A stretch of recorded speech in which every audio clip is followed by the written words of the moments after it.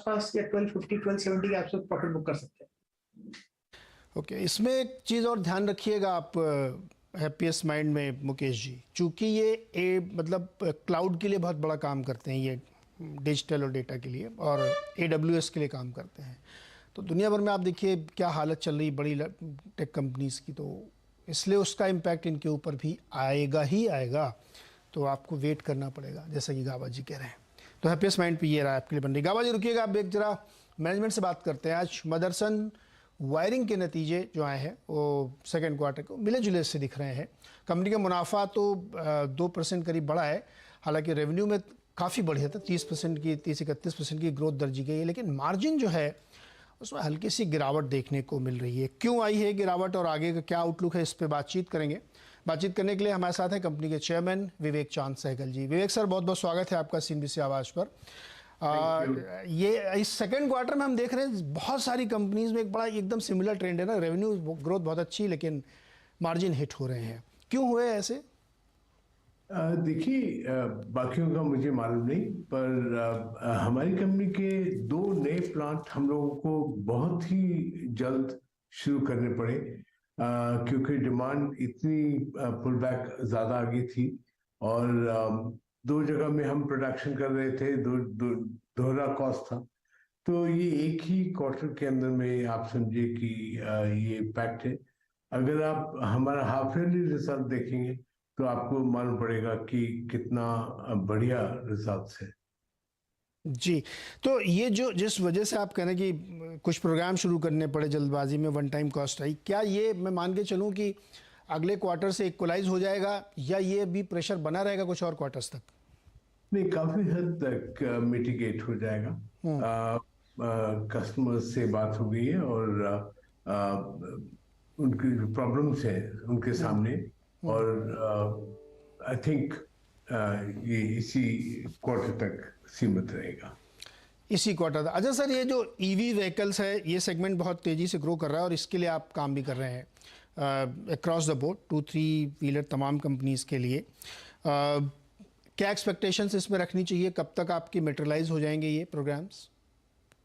देखिए, 2 व्हीलर का जो कुछ बम्प्स हम कहते हैं, रोड पे आ गए थे कुछ, वो था, पर मेरे हिसाब से पिकअप जो है वो नॉर्मल है, और अभी तक उतना पेनिट्रेशन नहीं है, पर मेरे को लगता है कि अगले जो 2-3-4 क्वार्टर्स है उनके अंदर में आप देखेंगे थोड़ा सा शेयर उनका ज्यादा होता जाएगा।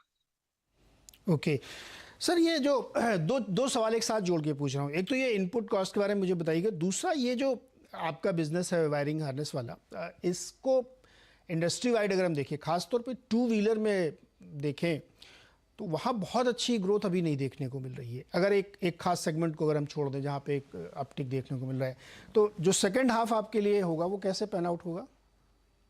नहीं, सेकेंड हाफ के अभी तक जो हमारी ऑर्डर बुक है और जो हमारे पे कस्टमर की रिक्वायरमेंट्स है वो बहुत ही स्ट्रांग है, और इसीलिए हम लोगों ने 2 प्लांट्स, आप समझिए state of the art plants है, वो एकदम बहुत जल्दी में शुरू किए हैं हम लोगों ने, और उसको स्टेबलाइज करते ही द इम्प्रूवमेंट्स और भी आएंगी, और हमारे को कोई ये फीलिंग नहीं है कि आप की ऑर्डर बुक या किसी के अंदर में कमी है कुछ।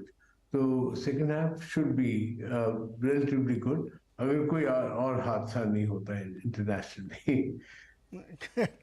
क्या क्या आपका डर, क्या आशंका क्या है आपकी?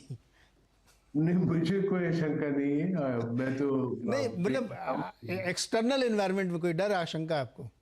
नहीं, देखिए आज ये बड़ा वॉलेटाइल वर्ल्ड है, कुछ भी हो सकता है, तो हम लोग को हमेशा तैयार होना होता है इसी चीज, एनीथिंग कैन हैपन, और उसके अंदर में हम लोगों ने कैसे अपने आप को मेंटेन करना है, क्या क्या हम लोग की रिस्पॉन्स होगा उसको। तो वेट करते हैं कि साहब नेक्स्ट क्या बुरा होगा। अभी तक जितना भी आपने देखा है, 5-6 चीजें जो बड़ी एबनॉर्मल हुई, कोई आशा नहीं थी कि ऐसा होगा, पर वैसा हुआ। ऐसा कोविड देखो। आई एग्री, ये और पता नहीं, सही कह रहे हैं, आपके एक्सटर्नल एनवायरनमेंट में कभी भी आजकल बड़ा वोलेटाइल सा सिचुएशन है। सर एक सवाल आओ, उसका इंडस्ट्री क्वेश्चन है मेरा, ये बहुत क्लियर कट डिवाइड दिख रहा है 4 व्हीलर और 2 व्हीलर्स में, और फिर 2 व्हीलर में फिर से एक डिवाइड दिखता है जहाँ पे ईवी की ग्रोथ बहुत तेज़ है और कन्वेंशनल आइस इंजन की बहुत स्लो है। नंबर्स अभी जो थोड़ी देर पहले आए वो भी इसी तरफ से इंडिकेट कर रहे हैं। ये जो एक ट्रैजेक्टरी बनती हुई दिख रही है डिवाइड की ऑटो सेगमेंट में, इसको आप कैसे इंटरप्रेट करेंगे?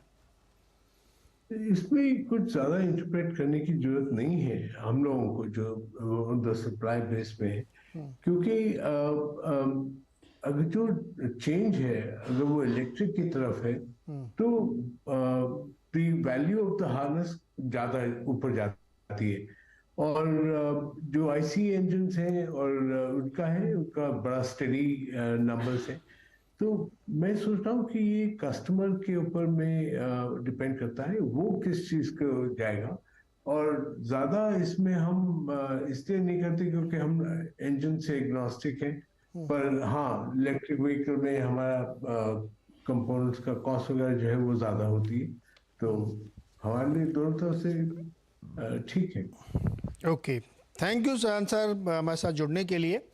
और मदरसन वायरिंग ने, अगर आप हाफ ईयरली रिजल्ट्स इनके देखें H1 के, तो रेवेन्यू ग्रोथ 30-35% की कंसिस्टेंट बनी हुई है, एबिटा 32% पे है, मार्जिन भी है अच्छे हैं यहाँ पे 11-12% के आसपास है, तो वैसे कोई दिक्कत नहीं। वन ऑफ कई बार क्वार्टर्स में होता है कि जैसे खुद भी बता रहे थे कि वन टाइम कॉस्ट की वजह से ये देखने को मिला है, बाकी आगे सेकंड हाफ और बेहतर रहने की उम्मीद है। गाबा सर वापस आपसे जुड़ते हैं, इस पर आपकी क्या राय बन रही है मदरसन वायरिंग पे? सर मदरसन वायरिंग की बात की आपने, मैंने मदरसन देखा नहीं, मदरसन संवर्धन नहीं, वायरिंग।